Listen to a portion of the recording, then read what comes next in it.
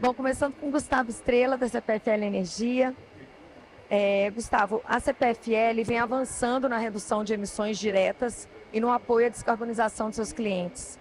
Como a empresa tem integrado inovação, digitalização e gestão em sua estratégia de descarbonização? Roberto, boa tarde a todos.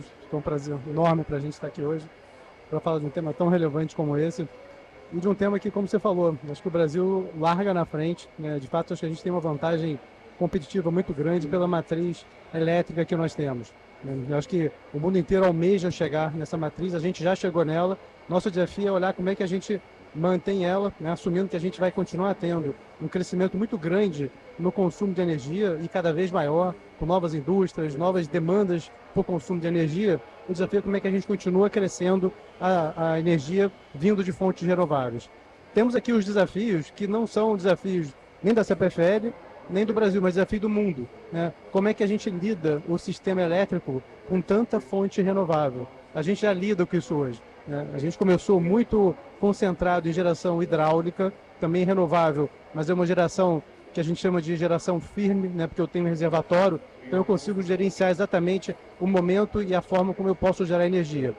Quando a gente migra, talvez nos últimos 15 ou 20 anos para cá, que a matriz começa a ter mais fonte eólica e fonte solar, a gente começa a ter uma coisa chamada intermitência. E esse hoje é o grande desafio do mundo, de como é que a gente vai lidar com a intermitência na matriz elétrica. A gente está vendo isso um grande desafio, né? Tem o jargão do momento hoje é a palavra curtailment, né? A gente sofre hoje com os cortes de geração, muito em função dessa intermitência. Isso aqui acho que é o desafio quando a gente olha para frente, né? Assim, acho que o Brasil larga realmente na frente, mas com um grande desafio de como fazer para controlar e gerenciar melhor a intermitência que essas fontes trazem. Então acho que isso aqui é o nosso desafio.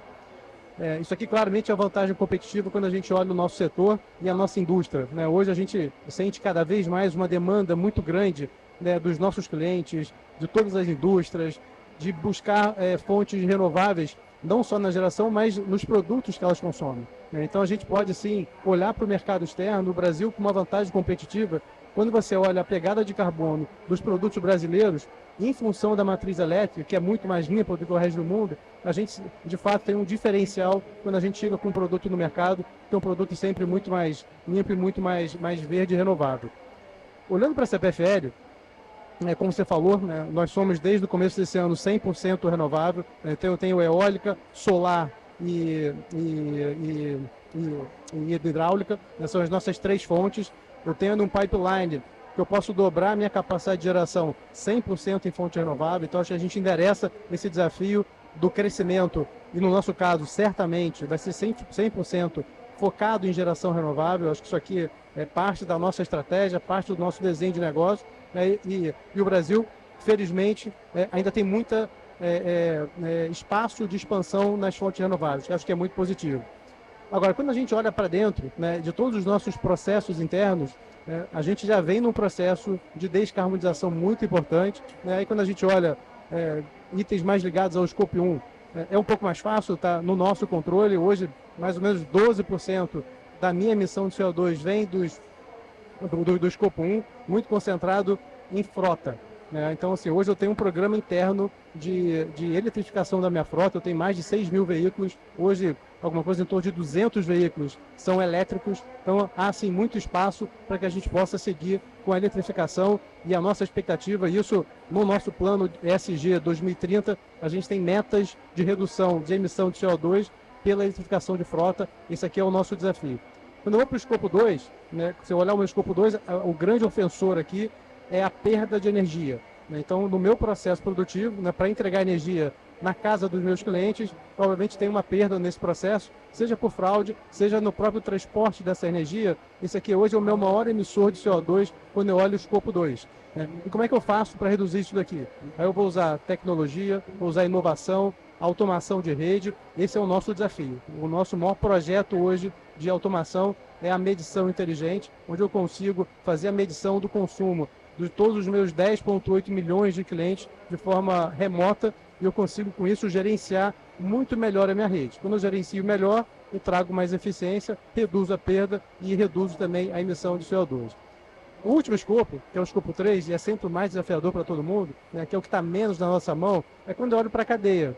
E quando eu olho para a cadeia, é fornecedor, né, a gente também tem metas de trazer para essa jornada os meus fornecedores. Né, hoje, 64% dos meus fornecedores já se enquadram nas métricas da CPFL. A nossa meta até 2030 é chegar em 85%, mas esse é um grande desafio. Né? Assim, eu tenho mais de 4.000 fornecedores da minha cadeia, fazer com que eles de fato se engajem nessa jornada é realmente um grande desafio.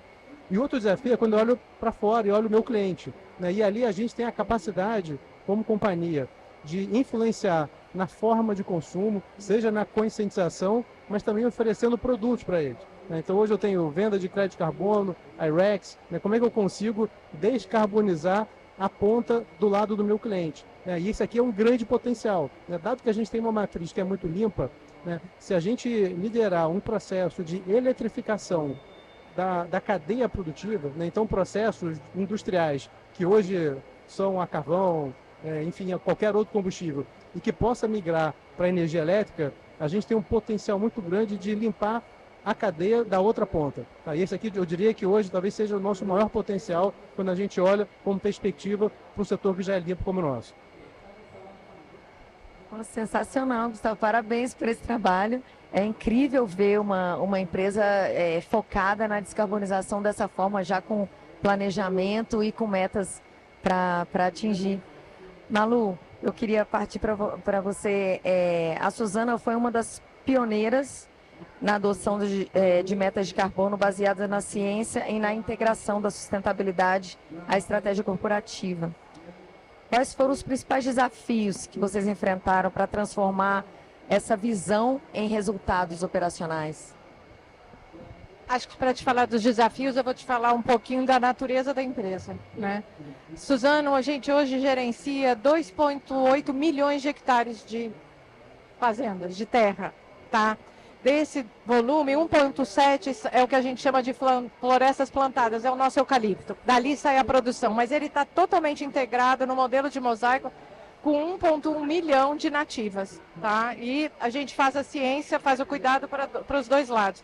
Então, eu sempre digo que mudanças climáticas para a Suzano não é um risco, ela é uma realidade. Hoje, se você encontrar um colega meu aqui da área florestal, ele vai te dizer de cor quanto que choveu ou quanto não choveu, entendeu? No mês passado, no ano acumulado, porque a gente já vive a mudança climática. Isso faz com que a gente tenha que investir muito em ciência para ter árvores cada vez mais resilientes à seca ou até também às enchentes, porque você tem, em regiões você tem as duas coisas, os dois problemas.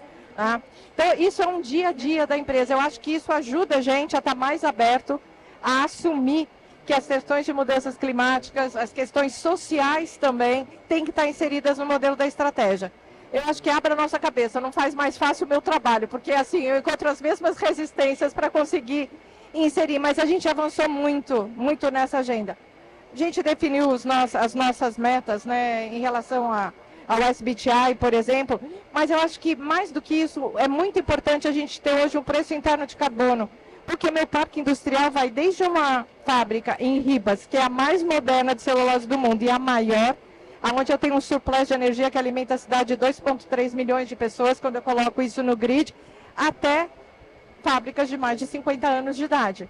Então, eu preciso ter fatores orientadores na minha tomada de decisão para conseguir equilibrar. Tá? Quando eu vou reduzir, não adianta eu reduzir só de um lugar, eu tenho que estar olhando todo o meu parque industrial. Então, isso em termos de investimento e de planejamento estratégico, é importante eu ter, por exemplo, o preço interno de carbono. A dívida da empresa hoje, quase mais de 40% da nossa dívida está linkada a mecanismos financeiros como Sustainability Linked Bonds ou Linked Loans. Quer dizer, isso me ajuda a dar uma disciplina na tomada de decisão de que realmente eu vou ter que atingir as minhas metas e não só as metas relativas à redução de carbono. Eu acho que a beleza do nosso modelo é realmente um olhar sistêmico. Do mesmo jeito que eu tenho o Sustainability Linked Bond ligado à redução, eu tenho ligado à biodiversidade. Eu tenho a meta de conectar 500 mil hectares, tá, a partir de fragmentos nativos que hoje já existem, até 2030, e formando 3 corredores, bioma cerrado, aqui na Amazônia e na Mata Atlântica. E isso está ligado à minha dívida. Então, isso me dá também uma força interna para garantir que no processo de decisão eu estou conseguindo priorizar as questões climáticas de biodiversidade e também tenho no social, né, e de diversidade ligado a alguns desses mecanismos financeiros. A gente, por exemplo, hoje está trabalhando para apoiar a retirada de 200 mil pessoas da pobreza. Por quê? Uma floresta não fica em pé se as pessoas não tiverem uma vida digna. Tá, isso é aprendizado. Se elas não têm vida digna, elas põem fogo na minha floresta. Se eu não sou vista como um dos atores da melhoria de vida delas, elas vêm contra mim. Se quando elas me veem como parte do sucesso dela, elas me ajudam a cuidar do meu principal ativo. Então, assim, eu acho que dentro dessa linha do sistêmico, fica faltando o quê? O engajar os seus clientes e os seus fornecedores. Mais de 50% das nossas emissões do Scope 3 vem dos nossos clientes. Então, a gente tem programas estruturados. Quanto o cliente representa para mim, qual é o nível de maturidade dele da sustentabilidade e como é que eu posso ajudá-lo a atingir, a criar seu próprio plano e atingir as suas próprias metas. E eu faço a mesma coisa com os fornecedores. Tá? Eu tenho o CDP como parceiro, eu tenho a Schneider Electric, por exemplo, também como parceira. A gente tem trabalhado com eles para eles entenderem a performance deles, o nível que eles estão hoje, que tipo de recurso eu posso aportar, seja como treinamento ou seja como programas, e aliás hoje eles fazem parte tanto da minha meta de biodiversidade quanto da meta de pobreza. Tem muito cliente fornecedor que entra, entendeu, para ajudar. Então acho que assim, primeiro você tem que olhar para você mesmo, criar a sua estratégia, né, os seus mecanismos, aí depois você tem acho que a palavra, o poder da palavra para conseguir engajar os seus stakeholders, e sempre acho que numa atitude de aprender e de doar, né, você busca conhecimento e você também entrega tudo o que você tem, para conseguir fazer com que isso tenha um flow mais rápido. Sem falar das políticas públicas que todo mundo sabe, sem falar dos financiamentos, eu sempre falo, chega de piloto, nós não precisamos mais de piloto em nada, nem em carbono, nem em biodiversidade, não precisa de piloto, já tem um monte de solução construída, a gente precisa escalar soluções e para isso eu vou precisar do financiamento e eu vou precisar desse olhar sistêmico da colaboração, engajando todos os diferentes players. Obrigada, Malu. Realmente a gente pensa em descarbonização, pensa em vamos eletrificar, mas é muito mais do que isso, né? Você mostrou aí uma rede de interações e nossa... É sempre o sistêmico, gente. A gente sempre volta para o olhar, para a competência do olhar e do atuar sistemicamente. Isso é básico para a sustentabilidade.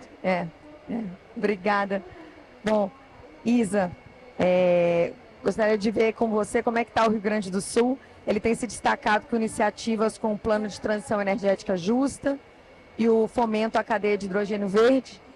Como que o setor elétrico pode colaborar com o Estado para acelerar essas estratégias, especialmente em regiões com atividades muito intensivas em carbono e na diversificação da matriz? Obrigada. Primeiro, boa tarde a todos. Um prazer estar aqui falando um pouquinho sobre o Rio Grande do Sul. Todos os meus colegas da mesa, um aprendizado escutar vocês. Muito bom estar aqui falando um pouco. E atualmente o Rio Grande do Sul vem passando por um momento aí, todos sabem do que passamos no ano passado, né? Todas as enchentes, tudo que passamos, como a Malu comentou agora, sabemos muito bem o que é um momento de seca, um momento de cheia, né? Então passamos por muitas situações como essas. E dentro disso tudo, o Estado já vinha antes das enchentes programando todo um trabalho ligado à descarbonização. Criamos um programa chamado Proclima 2050, lá em 23 já, antes dos principais ocorridos do ano passado. Então, dentro desse programa, a gente tem várias ações aí, incluindo ações de mitigação e adaptação, e dentro delas, sim, a gente esse ano lançou um programa de descarbonização no estado inteiro, né, com uma mandala com vários eixos, e um dos eixos, com certeza, é a energia, né? Então, a gente tem voltado muito para esse olhar, principalmente, né, de toda essa cadeia. A questão do hidrogênio verde é uma questão que está sendo muito voltada agora, a gente está desenvolvendo ações no estado relacionadas a esse novo energético. Mas falando um pouquinho mais sobre a questão da transição energética justa, nós somos o primeiro estado que está estudando, fazendo um estudo pago, no caso, né, como uma política pública, um estudo sendo feito por dois parceiros, né, que é o CBC e a Way Carbon. Estamos estudando a região carbonífera do Rio Grande do Sul para saber o que pode ser feito, né, nessa região a partir desse energético, que somos o principal estado que tem a maior quantidade de carvão embaixo dos nossos pés, como a gente brinca, né? Mas se tem todo aí esse componente de não ser mais utilizado ao longo do tempo. Então, o que fazer para não utilizar mais e descarbonizar nessa área, né? Então, esse estudo está sendo feito, está sendo entregue agora no mês que vem. Então, nós vamos ter aí um resultado de o que é essa região carbonífera, principalmente a região de Candiota, para quem conhece o Rio Grande do Sul, e a região ali do Alto Jacuí, o que pode ser feito com essas pessoas que dependem, né, desse recurso. A gente sempre diz, não é simplesmente agora vamos fechar as termoelétricas, não vamos mais usar carvão, não é assim que funciona, né? A gente sabe que é uma realidade diferente, por isso é uma transição energética justa, é um estudo pioneiro. A gente esteve já com participantes esse ano, participando de alguns eventos no exterior, que nunca se viu falar em nenhum estudo nessa linha, principalmente nos países que usam muito carvão, né, na Europa. Então a gente tem sido case nesse estudo. Então nós estamos promovendo aí uma abertura para empresas, né, fazendo essa tua pergunta aí, como as empresas do setor elétrico podem auxiliar justamente nessa transição, auxiliando aí na capacitação dessas pessoas, promovendo essa economia nessa região, porque vai ser uma etapa de transição. Não queremos mais ao longo prazo usar o carvão, mas temos que ter uma meta e um plano estratégico para isso, né? Não é simplesmente, como eu falei, não usar mais e não ter mais o que fazer. Então, está sendo lançado essa estratégia aí, além de todo o apoio que o setor elétrico tem dado para o Estado. A gente está aqui com a presença, né, do nosso colega aí, do Rodolfo, que nos ajudou muito aí nas cheias. A gente sabe que a CPFL foi incrível aí, todo o apoio que a gente recebeu, então a gente é muito grato. A gente sabe de tudo que o Estado passou e toda a força do setor privado que ajudou e vem ajudando. Então, essa parceria, eu acho que é fundamental, respondendo a tua pergunta. Eu sempre creio que uma política pública não se faz sem ter os parceiros exatos do privado, como vocês estão representando aqui. Então, as falas, tanto do Gustavo quanto da Malu, eu vendo assim, como gestão pública, a gente vê tudo, a gente gostaria de fazer tudo que vocês estão fazendo, né? E como setor público, às vezes a gente não alcança. Então, o privado conseguindo alcançar tudo isso, isso que é o principal marco aí, que nos deixa, eu acho, um legado. E, bom, depois a gente conversa um pouquinho mais, falar um pouquinho mais do hidrogênio verde depois. Mas eu acho que o Rio Grande do Sul tem se destacado por essas ações. E sem o privado, né, a gente não teria chegado e não chegaria. Com políticas públicas de parceria público-privada, a gente pode alcançar muito mais os objetivos que o Estado tem na descarbonização. Obrigada, Isa. O Rio Grande do Sul é um estado interessantíssimo mesmo, né? Porque ele é bem diferente do resto do país, com essa grande jazida de carvão ali. Tem um grande potencial de eólicas offshore, que ainda nem começou a ser desenvolvida no Brasil. Tem o vento ali embaixo, onshore mesmo, e a gente fala de eólica no Brasil, a gente pensa sempre no Nordeste, mas o Sul também se destaca nisso. Então, é um estado interessantíssimo. Roberto, posso só fazer um comentário claro aqui? Que sim. Do ponto que a Isa comentou aqui. Bom, a CPFL tem 2/3 da área de concessão no estado do Rio Grande do Sul. 2/3 do estado já é da CPFL. E a gente passou certamente pelo maior desafio da história da companhia, foram as enchentes do Rio Grande do Sul no ano passado. E aqui, Isa, só para te dizer que a parceria com o governo do estado foi fundamental para que a gente pudesse enfrentar aquela situação, né? A gente passou, né, de tudo que a gente passou, né, os alagamentos, enchentes, muito cliente desligado. Eu tive um rompimento parcial da minha barragem de uma usina hidrelétrica, a primeira na história, e a parceria com o governo foi fundamental para que a gente pudesse reverter aquela crise naquele momento. Então, assim, como uma concessão de serviço público, essa parceria é fundamental para que a gente realmente trabalhe junto, e acho que o Estado do Rio Grande do Sul faz isso junto com a CPFL para que a gente possa encarar um desafio como esse e sair da melhor forma possível. E a rapidez na atuação é imprescindível nesses momentos, né? Daqui para frente a gente vai ter mais ainda esse tipo de parceria e agilidade, resiliência. A adaptação é o que tem se discutido muito na COP, e com mais extremos climáticos, infelizmente, a gente vai experimentar mais disso, né? E parabéns à CPFL, porque foi muito difícil a época, né? Tudo que aconteceu, e se o pessoal ficasse sem energia, com uma atuação um pouco mais demorada, poderia ser muito pior. Então, parabéns. Bom, Ana Letícia, queria ouvir um pouco de você, da Vivo. A Vivo tem essa gestão de sustentabilidade, olhando para a gestão de energia e para a digitalização também, como alavancas. Como que essas iniciativas estão sendo expandidas para engajar parceiros, engajar fornecedores na jornada da descarbonização? Bom, boa tarde a todos. Um prazer estar aqui com vocês. Em nome da Vivo, agradeço o convite da CPFL. Vou dar um breve contexto da nossa atuação de mudanças climáticas. Então, logo após o Acordo de Paris, nós estabelecemos as nossas primeiras metas de energia renovável e redução de 50% de emissões até 2030. Nós antecipamos essa meta em 11 anos, quando nos tornamos 100% energia renovável em 2018. e desde então a gente vem reduzindo também o nosso escopo 1. Então, em 2023, a gente já atingiu 90% de redução de emissões de escopo 1 e escopo 2, que é o nível recomendado pela ciência. E hoje, o nosso maior desafio é a cadeia de fornecedores, que representa 93% das nossas emissões. A gente vem trabalhando desde 2021 com engajamento, então a gente tem um programa dedicado, onde a gente selecionou, a partir de toda a nossa base, os 10% dos fornecedores que correspondem a 80% das emissões. São 125 empresas dos mais variados setores, desde equipamentos de telecom, como também materiais, cabos, também serviços de rede, que é toda a nossa operação, manutenção, logística. E nisso, a gente vem trabalhando com esse grupo para que eles tenham capacitações regulares para eles se prepararem para esse novo mundo das mudanças climáticas. Porque a gente acredita que não adianta só exigir, antes a gente tem que dar as condições para que eles consigam se desenvolver e um dia a gente poder colocar isso nas RFPs, inclusive, todas essas metas que a gente já vem trilhando. Então, esse programa é muito estratégico para a empresa, né? Tanto é que a gente tem conseguido mover bastante coisa. Então, para vocês terem uma ideia, no começo, 30% desses 125 fornecedores, eles não faziam nada, eles não faziam nem o inventário, nem o básico eles não faziam. E hoje a gente tem que 87% estão comprometidos com ações climáticas. Então, a gente quer também que hoje a Vivo já é uma empresa que tem as metas baseadas na ciência. A gente quer estender isso para a nossa cadeia de valor. Então, nossa meta é que até 2031 nós tenhamos 90% das nossas emissões de escopo 3 cobertas por metas baseadas na ciência.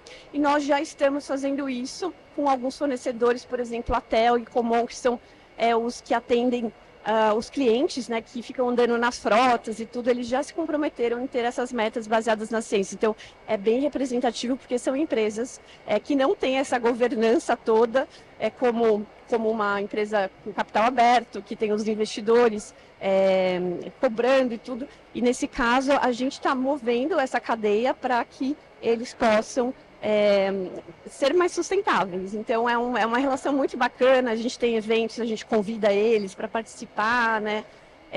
E também isso permitiu que a gente conseguisse defender a antecipação da nossa meta Net Zero. Então, ela estava prevista para 2040, inclusive como Grupo Telefônica, ainda é 2040, mas no ano passado a gente anunciou que a gente quer ser uma empresa Net Zero até 2035, em um evento que a gente agora realiza anualmente.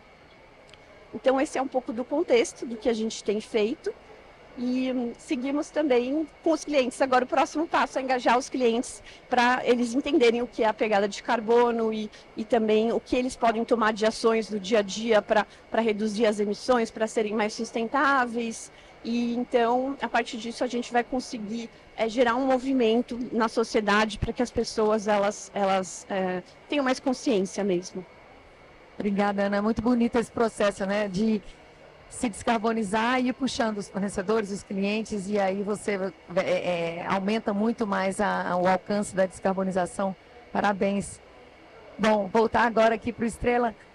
Considerando esse portfólio de 100% de energias renováveis da CPFL e as demais iniciativas citadas, qual você enxerga que é o principal desafio da CPFL na descarbonização? Bom, acho que mesmo sendo 100% renovável, o desafio continua e não é pequeno. Acho que, e até porque o mundo em transformação exige da gente, às vezes, skills, habilidades diferentes do que a gente faz hoje, ou da forma como a gente faz hoje.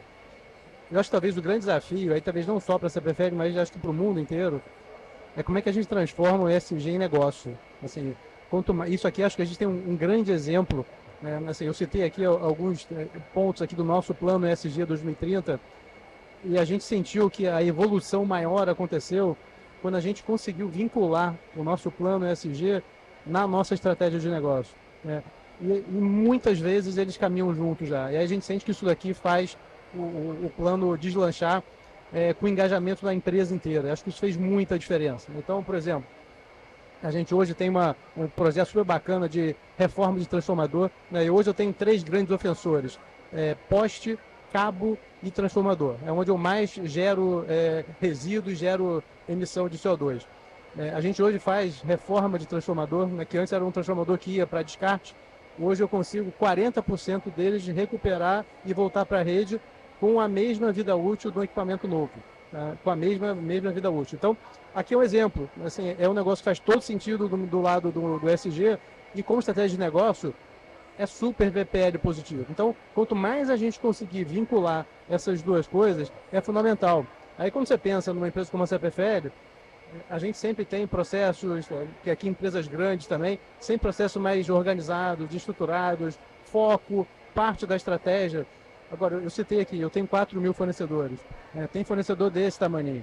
É aquele cara que ele faz a conta lá no final do mês para fechar o caixa dele e decidir se ele vai conseguir pagar o salário do funcionário ou não vai.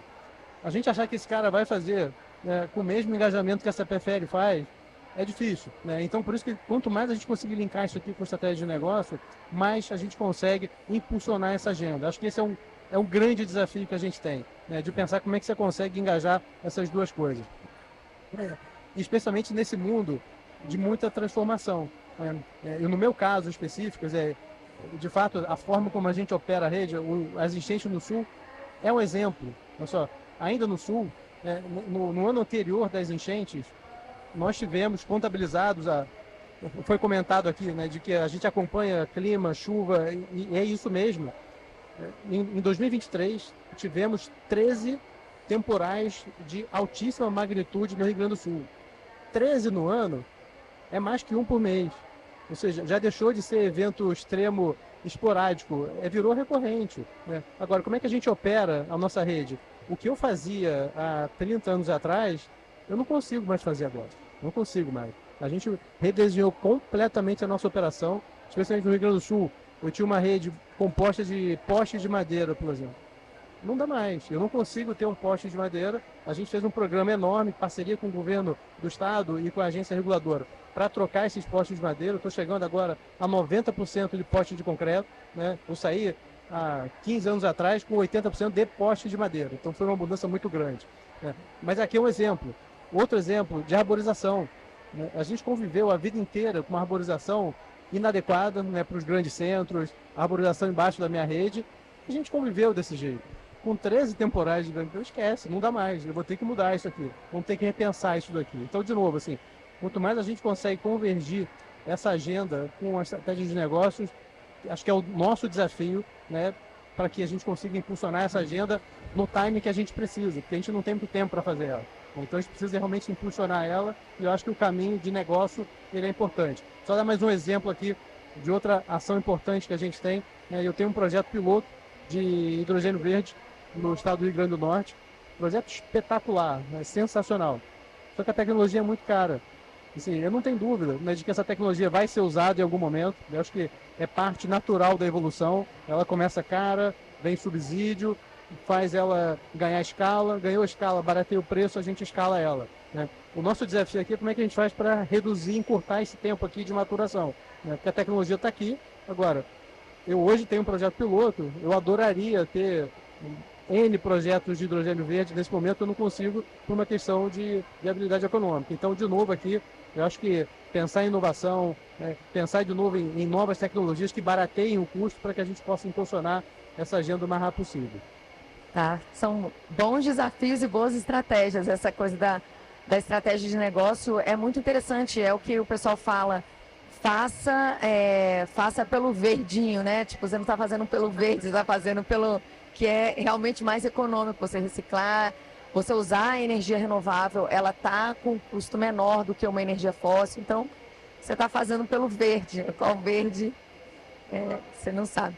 Bom, mas, Malu, queria ver com você também como que a empresa tem trabalhado com os fornecedores e clientes que você comentou nas emissões do escopo 3 para fomentar essa cadeia de valor de baixo carbono no setor florestal de papel e celulose. Antes de tocar nisso, só queria reforçar duas coisas que você falou, Gustavo. Eu acho que essa questão da gente realmente conseguir criar o business case do ESG é fundamental, Eu trabalho com sustentabilidade há mais de 20 anos. E eu acho que, assim, eu já fui muito... demorou para eu entender que isso era crítico para eu conseguir engajar. Engajar dentro de casa e engajar fora de casa, né? E é incrível como a gente consegue acelerar a adoção da prática quando ela faz sentido para o negócio. E todas elas fazem sentido, elas fazem o nosso negócio melhor, mais consistente, com menos risco, né? Mas eu acho que a própria linguagem que a gente usou por muito tempo, ela não atraía, ela afastava, né? Então eu faço essa meia-culpa sempre, porque eu fui parte dessa linguagem que não ajudava. A segunda coisa que o Gustavo falou é inovação. Eu falei que eu acho que não tem que ter mais piloto, né? Porque qualquer coisa assim, não, olha, vamos sentar para fazer um piloto. Eu falei, gente, vamos buscar essa solução, alguém já fez esse piloto. É claro que nas tecnologias, né, mais complexas a gente tem que fazer os pilotos, e a falta de clareza ou de domínio do tempo de maturação da tecnologia traz uma insegurança para você conseguir assumir compromissos, mas ao mesmo tempo você tem que assumi-los, porque é essa intencionalidade que vai te fazer mover a corrente. A outra coisa, um testemunho pessoal para você e para você, eu já trabalhei com uma organização que teve também que viveu uma tragédia, e é incrível como uma organização que vive questões tão críticas como vocês viveram o ano passado, ela descobre o poder da parceria, da complementariedade, né? E eu acho que ela traz um senso de responsabilidade e de prevenção, né, muito diferente, né? Eu acho que é muito ruim passar o que todos vocês passaram no Rio Grande do Sul, você enquanto um parceiro grande lá do Rio Grande do Sul, mas assim, depois que passa, que a gente para, se a gente souber usar isso para avançar as práticas e a maturidade da empresa, é incrível como todo mundo ganha nesse processo, né? Mas precisa ter essa parada da tomada de consciência, né? Trazer para dentro. Nesse sentido, acho que junto com os fornecedores e com os clientes, uma coisa que você falou que eu acho que é fundamental, é você tratar cada um de acordo com o seu momento e a sua capacidade instalada, né? Se você não faz isso, você atropela. Né? Então, hoje, assim, quando a gente começou a fazer os treinamentos, tanto na questão do carbono, mas também na questão da água, você conhecer de fato, e esse exercício de envolvê-los na água e no carbono, faz com que a gente os conheça melhor. Você acaba tendo um produto, um subproduto desse trabalho todo, que é realmente criar uma maior identificação entre você e o seu cliente, ou você e o seu fornecedor. Porque você cria outros vínculos que não só aquele do contrato do serviço prestado, ou do produto vendido. Né? Você começa a ter que falar de coisas que normalmente você não fala na mesa de negociação. Então você abre áreas novas de relacionamento, você acaba se conhecendo melhor, e eu acho que isso traz outros resultados para a empresa, para além da redução das emissões, ou de uma melhor gestão. A gente também está trabalhando com a água.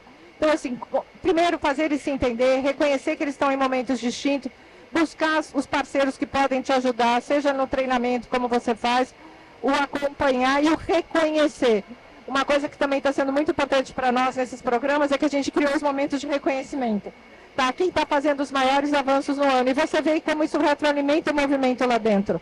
Às vezes é um time só que estava cuidando, e isso começa a chegar em níveis maiores e começa a permear a estratégia, seja do pequeno, que a gente tem esse mesmo perfil, ou seja do grande. Mas eu acho que assim, está todo mundo acho que na mesma toada, tá, Roberta?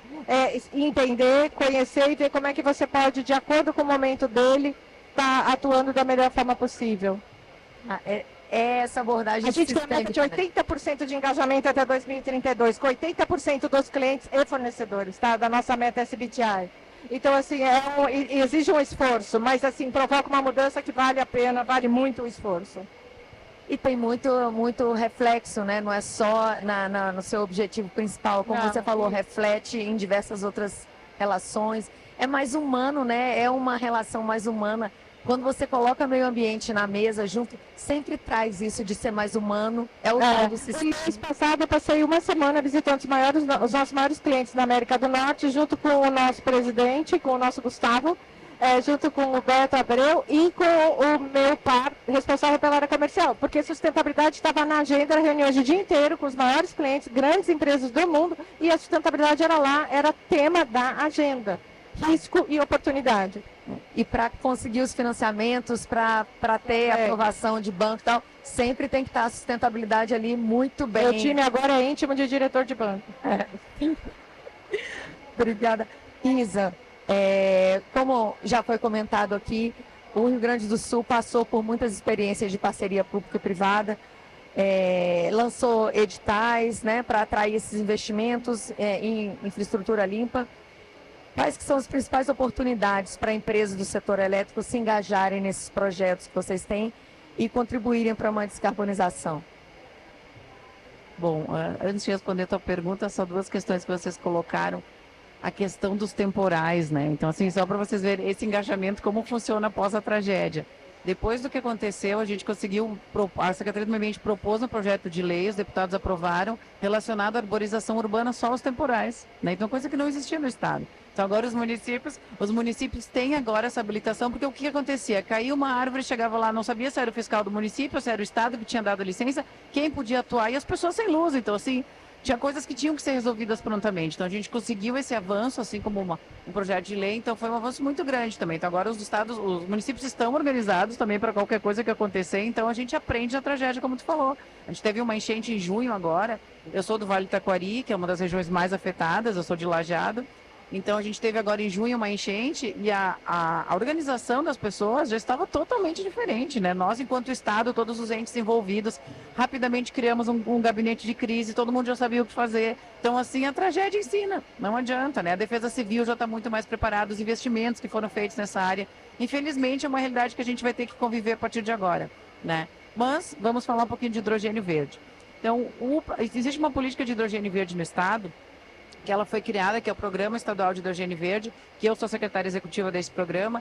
Então, desde 2019 se tinha essa intenção de o Estado começar a promover o hidrogênio verde. Em 2020 se avançou, então, nessa idealização. Em 2021 se contratou um estudo da McKinsey. A McKinsey fez um estudo no Estado, justamente para tentar mapear como funcionaria o hidrogênio verde no Rio Grande do Sul. Então, esse estudo nos trouxe uma direção e um norte de que sim, o Estado era capaz, como tu falaste da questão da energia eólica, a gente tem um potencial imenso, então, que pode, né, subsidiar o hidrogênio verde. Então, a partir disso tudo, da eólica onshore, eólica offshore, energia solar, tudo tentando ser ligado ao hidrogênio verde, se criou, então, essa ação desse programa do hidrogênio verde, e a primeira política pública a gente conseguiu lançar esse ano. Então, a gente, em junho, lançou um edital, ficou 30 dias com as inscrições abertas. Eu digo em julho porque a gente ontem fez a assinatura do primeiro contrato. Então, em 3 meses e meio, a gente conseguiu executar um edital, ter a subvenção aprovada. Temos agora a BH como a primeira empresa contratada para começar a produzir hidrogênio verde para caminhões. Então, foi um avanço muito grande, não mais como um piloto, né? Então, acho que é a questão que vocês dois falaram. Então, no nosso edital de hidrogênio verde lançado esse ano, a principal premissa era não ser escala piloto, não se aceitou nas empresas que foram candidatas, não podia ser o TRL 6 nem 7, só 8 e 9, que estavam além já para aplicação em escala industrial. Então isso foi um avanço muito grande, né? Então, e outra questão que a gente conseguiu, é uma vitória assim do setor energético e do hidrogênio verde, nós conseguimos o recurso de 100 milhões vindos do Fundo da Reconstrução do Estado. Então, esse entendimento de que a energia é um potencial econômico importante para a descarbonização e para o Estado alavancar. Então, nós tivemos que fazer toda uma justificativa para vir do Fundo da Reconstrução, conseguir esse valor. Então, é um investimento de 100 milhões que está sendo utilizado para a subvenção desses projetos. Então, tivemos 16 projetos também selecionados, não imaginávamos que teriam tantas empresas selecionadas. 4, então, foram selecionadas tecnicamente e financeiramente, e agora, então, vamos ter 3 empresas com 30 milhões de subvenção e uma com 8 milhões. Então, assim, muito interessante, empresas diversificadas. A BH, que assinamos o contrato ontem, uma empresa, então, de etanol de milho de soja, lá em Passo Fundo, no norte do estado. Então, eles vão produzir hidrogênio a partir do etanol. Outra empresa vai ser uma empresa de resíduos sólidos urbanos, que eles vão produzir hidrogênio a partir de resíduos sólidos urbanos com reforma a vapor. Então, bem diferenciado, vão conseguir aplicar esse hidrogênio, então, em coleta seletiva no município. Outra é uma empresa, uma refinaria, que também vai ter essa utilização. E a Tramontina, que todos vocês conhecem, que é a empresa de panelas, facas, que todo mundo usa, que fica na Serra Gaúcha, também vão começar a produzir hidrogênio verde para toda a parte da robótica dentro da fábrica e das empilhadeiras. Então, assim, nós estamos muito felizes porque é um avanço muito grande. Então, somos o primeiro estado realmente a começar a produzir hidrogênio verde efetivamente na indústria, né? Então, é um avanço. Como vocês falaram, às vezes é um pouquinho ali que ajuda a empresa, mas para nós, esses milhões foram difíceis de conseguir, mas é uma ajuda que, às vezes, é o que precisa para começar realmente essa cadeia a se estruturar no estado. Então, a gente acha que vai se começar, é um início, né? É um valor que está sendo aportado, mas talvez era o diferencial que precisava para dar um início, né? Então, acreditamos aí numa cadeia tanto de transporte quanto nessa questão, a questão do fertilizante também. Somos um estado muito agrícola, então o hidrogênio verde também vai entrar na amônia verde. Também estamos conseguindo subsídios, tentando ir atrás, principalmente os projetos que não foram selecionados, mas teriam projetos também que seriam nessa parte da amônia verde. Então estamos prontos, a gente brinca, né? A gente é um estado que está pronto, é só vir os investidores. Ontem lançamos também um e-book de investimentos de todas essas áreas de projetos, tanto na área de biometano, biogás, na área de hidrogênio verde, da energia eólica. Então é um book de investimento de 43 bilhões que está sendo lançado, milhões, desculpa, que está sendo lançado no estado, de investidores que querem ali, tem várias energias eólicas já licenciadas, é só investir. Então a gente acredita muito nisso, e esse estudo, essa questão histórica, assim, de estudar o estado primeiro e saber se tinha viabilidade, se tinha rede de transmissão, se tinha linhas, né, que vão poder. Eu acho que isso é muito importante. A gente sabe de estados aí que lançaram grandes hubs de hidrogênio verde, e a coisa realmente está demorando para alavancar e para acontecer, porque às vezes não tem a infraestrutura necessária, né? Então tem que ser feito um estudo muito bem feito antes. Eu acho que seria isso. Obrigada. Obrigada e parabéns pela diversidade de projetos, pelas iniciativas, por esse planejamento estratégico, como você comentou, que é essencial, né? E que muitas vezes não é feito, que faz toda a diferença para a gente ver a implementação, porque propagandas, MOUs, muitas vezes ter muita vontade não é suficiente. Então, parabéns, como você disse, a tragédia ensina, né? É dolorida, mas ensina, e vocês estão realmente se superando. Parabéns. Bom, Ana, queria ouvir um pouco de você sobre a Vivo. Como que você enxerga essas soluções digitais de conectividade para apoiar a descarbonização, mas não apenas nas telecomunicações, mas também em indústria, em energia, em grids, como você vê? Perfeito. Então, até para que todos saibam, a Vivo ela não é uma empresa só de conectividade da internet em si, mas a gente também tem os serviços digitais, que é uma camada adicional que é agregada. Então, a gente tem internet das coisas, temos cloud, temos a própria inteligência artificial. E isso é muito importante quando a gente fala de otimização do consumo de recursos. Tem um estudo da Exponential Roadmap em que foi confirmado que o setor, que a digitalização em si, ela pode reduzir em até 15% as emissões globais relacionadas ao consumo de combustíveis fósseis. E como que a gente consegue fazer isso? Com dados. Porque a partir do momento que a gente tem sensores instalados nas máquinas, tanto da agropecuária, da indústria, dos utilities também, a gente consegue saber onde que os recursos eles estão sendo desperdiçados e, com isso, tomar ações imediatas para que isso possa ser recuperado. Então, a gente teve, inclusive, um setor de utilities, não é a CPFL, mas com uma empresa de saneamento, recentemente, um grande contrato em que toda a medição de água de São Paulo vai ser inteligente. Então, é um contrato que a Vivo conseguiu fechar e assim, a gente aqui na mesa, a gente pode ser, inclusive, parceiro, a Vivo como fornecedor da CPFL e da Suzano para vários projetos, né? Então, a gente percebe que tem vários projetos nossos produtos, né, que eles permitem a descarbonização, a eficiência no consumo de recursos. Então, isso também é muito positivo do nosso papel de estimular e permitir que essas mudanças aconteçam. Sim, ambientalmente é uma das melhores coisas, você melhorar a eficiência, você reduz a necessidade de pegar novos recursos. Então, eficiência sempre, que a meta de duplicar a eficiência seja só não para a eficiência energética, mas para todos os recursos. Bom, gente, foi uma satisfação imensa moderar esse painel de vocês. Eu aprendi demais. É um orgulho ser brasileira e ouvir tantas iniciativas aqui no Brasil sendo executadas. Estamos caminhando para o final do nosso painel, mas a gente ainda tem tempo para as considerações finais.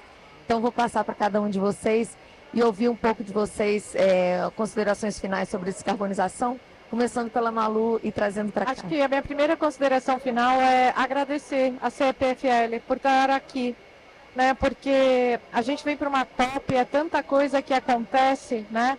mas eu nunca tinha sentado, eu não sabia um monte de coisa sobre a Vivo, e eu sempre tive curiosidade de saber o que estava acontecendo no Rio Grande do Sul. Eu tive que vir para Belém, para a COP, entendeu? Mas eu só vim por causa da CPFL. Então, eu queria agradecer essa oportunidade de sentar, e não de ser uma painelista, mas assim, aprendi muito ouvindo outros painelistas e coisas do nosso próprio país, que eu acho que a gente tem que ter muito orgulho, sabe, do que vocês fazem, do que vocês estão fazendo, do que a Vivo faz.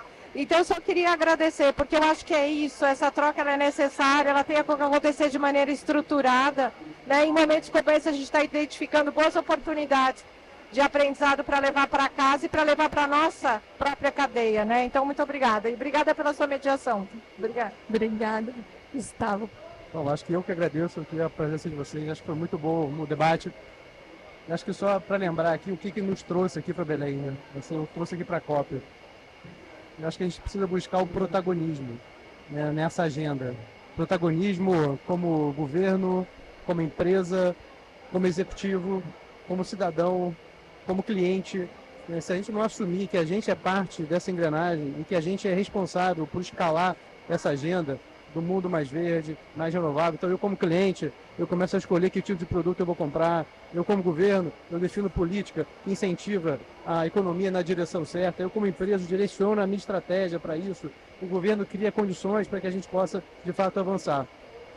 Só que não dá para a gente, não, vamos esperar alguém fazer, o governo mudar, não vai mudar. Assim, se a gente não entrar para fazer, para contribuir, para propor, para buscar caminho, esse negócio não avança. Eu acho que o que traz todos nós aqui, né, aqui para Belém, né, para uma COP, nesse calor que está aqui hoje, é para isso. É para pensar o que eu posso fazer para acelerar essa agenda. Então, agradeço aqui o debate, que acho que o debate é também uma forma da gente encontrar caminhos e buscar soluções. Obrigado. Sim, é bem isso, né, Gustavo? Liderar pelo exemplo também, e você vai puxando. É como fala, o exemplo arrasta. Não adianta você brigar, dizer, fazer MOU e tal. Faça o seu e vá, que o exemplo arrasta. Ana. Bom, então um prazer estar aqui com vocês, com os panelistas. Assim, até também a gente tem bastante sinergia com o Rio Grande do Sul, com a Secretaria, porque o nosso setor ele foi reconhecido como uma infraestrutura crítica também, assim como água, energia. Então, a gente participou muito dos planos de ação, tivemos muito suporte. Inclusive, tinha um painel na Amazônia acontecendo ao mesmo tempo, sobre esse tema de adaptação às mudanças climáticas. Então, acho que muito interessante. A gente está aqui como um provedor de soluções tecnológicas para essa transição energética de baixo carbono, e que também a gente hoje está fazendo coisas até parecidas com o que a Suzano faz. Por exemplo, a gente vai ter a nossa primeira floresta esse ano, que serão 800 hectares que nós estaremos reflorestando, né, com o objetivo de recriar a biodiversidade e tudo. Então, assim, apesar da gente ser tecnológico, a gente está olhando muito para a natureza, para voltar na ancestralidade, nas coisas fundamentais da vida, né? Porque a nossa marca tem vida no nome, então a gente gosta muito de conectar tudo isso, né? De falar que as pessoas têm que não ficar muito nas telas, então que até um posicionamento vai contra o nosso negócio, no sentido, né, a gente vai perder o uso, né, falando que as pessoas têm que se afastar um pouco e tudo, mas é isso, acho que juntos a gente consegue construir muita coisa. Obrigada, Ana. Só uma breve perguntinha. Essa floresta é para sequestro de carbono? Qual o objetivo principal? O objetivo é mais para biodiversidade. Então, exato, porque agora a gente também está com metas de biodiversidade, olhando para reconectar os fragmentos florestais, enfim. Até porque a gente conecta pessoas, então a gente quer conectar também outras formas de vida. Oh, sensacional. Obrigada. Por favor, isso. Bom, finalizando, eu acho que, assim, ouvindo as palavras de vocês um pouco, pensando que tudo nos conecta, né? Independente sermos ente público, privado, pessoas. Eu estou aqui na minha 5ª COP, desde Glasgow, acompanho todas as COPs. Eu queria conversar para vocês que estar numa COP no Brasil é um desafio muito maior, né? A gente sempre diz que nós falarmos para nós mesmos, né? Às vezes a gente quer mostrar o que a gente faz, esse orgulho de ser brasileiro. Eu acho que eu queria deixar essa mensagem, assim, de que nós estamos aqui trazendo o nosso Brasil, vamos nos orgulhar, A gente está vendo tanta coisa nas mídias aí, né? Falando, ai, que o banheiro, que não sei. Gente, é uma COP no Brasil, né? Vamos deixar de lado essas. Gente, para falar mal sempre tem, né? Então acho que a gente tem que aprender a defender o país, né? Independente de como for, quem for. A gente tem que ter esse orgulho de ser brasileiro e defender o país. Estamos numa COP no Brasil, né? Olha que grande conquista. Então, essa é a minha mensagem, assim. Hoje a gente discutiu muito sobre isso, vendo as coisas que estão saindo na mídia, assim. E nós estamos aqui, estamos vendo o que está acontecendo, que está tudo lindo. Que protesto sempre vai ter, todas as COPs sempre tem. Todas as COPs já teve. Eu na COP de Glasgow, eu lembro, estávamos lá, tinha um mega protesto, não pudemos entrar, tava a Greta lá com um monte de gente protestando. Então isso acontece, né? Então faz parte, é o momento de vir aqui se fazer, né? Ter o seu ideal, isso é assim. Eu acho que essa é a nossa meta, assim, levarmos essa, independente de origem política, de partido, não é isso, né? Levar esse orgulho do Brasil e não tentar destruir o Brasil para fora, né? Eu acho que essa é a minha mensagem.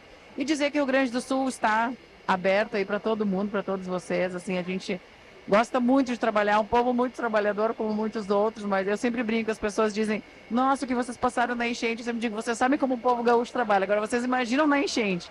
A gente ficou, eu e a Mariela, minha colega que estamos aqui, a gente ficou 3 meses num centro de defesa civil que a gente montou lá em Lajeado. Assim, ó, vocês... Assim, atendendo assim de tudo. A Secretaria do Meio Ambiente ficou responsável pelos deslizamentos. A gente teve 16 mil pontos de movimentos de massa no estado inteiro. Aí era a questão dos animais, era a questão dos resíduos. Os prefeitos vinham chorando. O que a gente faz com os resíduos? A gente tinha locais com 100 porcos, por exemplo, dentro de um local e não sabia o que fazer. Né? Então a Secretaria do Meio Ambiente se envolveu com muitas coisas. Então foi um desafio fora toda a parte de infraestrutura, água, luz, esgoto. Um relato assim que eu sempre faço, vocês imaginem vocês estarem numa reunião, todo dia no fim do dia fazíamos um relato de cada secretaria o que tinha acontecido.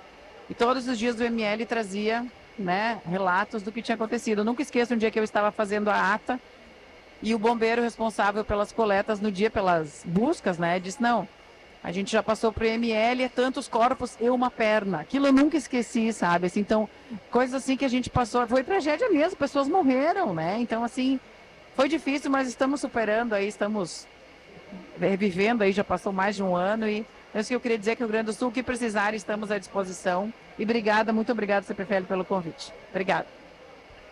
Muito obrigada, Esbom. Muito obrigada a todos vocês. Obrigada, Malu. Obrigada, Gustavo. Obrigada, Ana Letícia. Obrigada, Isa. Uma imensa satisfação ter vocês aqui. E obrigada também à plateia que esteve conosco acompanhando. A mensagem que fica, eu acho que a descarbonização ela é um processo sistêmico que precisa de planejamento estratégico, inovação tecnológica, e o Brasil ele tem todas as ferramentas para liderar esse processo e representa grandes oportunidades para o nosso país. Muito obrigada, gente.